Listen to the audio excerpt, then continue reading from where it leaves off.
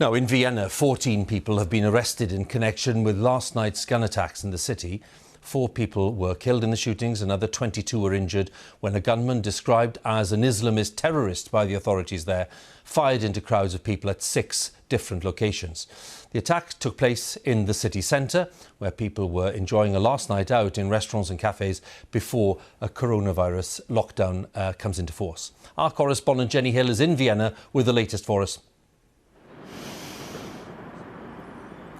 Yes, this city has for so long enjoyed a reputation as a safe place, immune apparently from the kind of Islamist terrorism that's torn through so many other European capitals. Last night, all that changed. Austria is now observing 3 days of national mourning following the attack which targeted the very heart of this city. Violence, confusion on the streets of Vienna. People fled as shots were fired and armed police raced to secure the city. It was the eve of a corona lockdown. Many had gathered for a last night out in a city with a reputation for safety. Just heard shots everywhere, and the police, the helicopters were flying around us, and we got really afraid, so we decided to hide ourselves in the restaurant. Caught on camera, a man thought to be the perpetrator.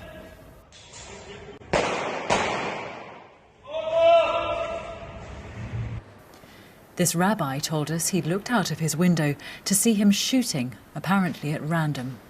I saw the attacker with a long weapon, a rifle or a gun, running around, shooting at people, targeting people, sitting outside the bars and pubs, which are lined along the street. Just days after terror attacks in France, another country mourns its dead. Among the victims, an elderly man and woman, a young passerby and a waitress. Others are in hospital, critically injured. The hunt for suspects continues. Detectives have made several arrests, but attention's focused on the 20-year-old gunman shot dead by police last night. The shooter was born in Austria.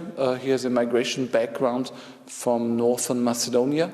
And he was in prison because he's a supporter of the Islamic State. But of course we will have to find out the details in the next days. Vienna's streets quiet today. Fear and corona have brought the city centre to a near standstill.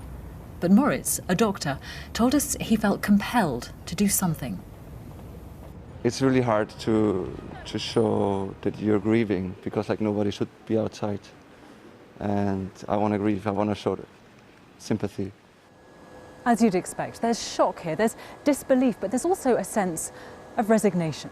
This has become a depressingly familiar scenario for Europe. A city centre, streets which felt safe, transformed in a matter of minutes. The question for Austria now is this: will last night's attack change the country? And if so, how? For now, though, a quiet defiance. Last night, as violence raged outside, members of the city's Philharmonic Orchestra were trapped in their concert hall. They chose, quite simply, to play on. Jenny Hill, BBC News, Vienna. Well, in response to the attacks in Europe, both in Austria and in France, the Home Secretary here has raised the United Kingdom terror threat level from substantial to severe. So the UK is now on the second highest threat level, and an attack is judged to be highly likely.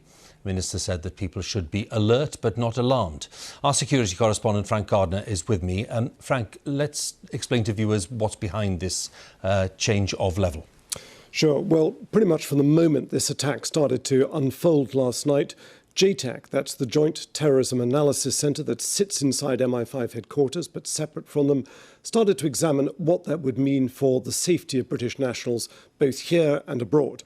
And they looked at the pattern of attacks that we've seen in Europe in the last few weeks. 3 deadly jihadist attacks in France, followed by what's called a marauding terrorist firearms attack in Vienna last night. A gunman walking around heavily armed, picking people off. And they concluded that that was enough to push the threat level up from where it had been, substantial, meaning an attack was likely, to severe, highly likely. Now, in practice, we're not going to notice a great deal of difference.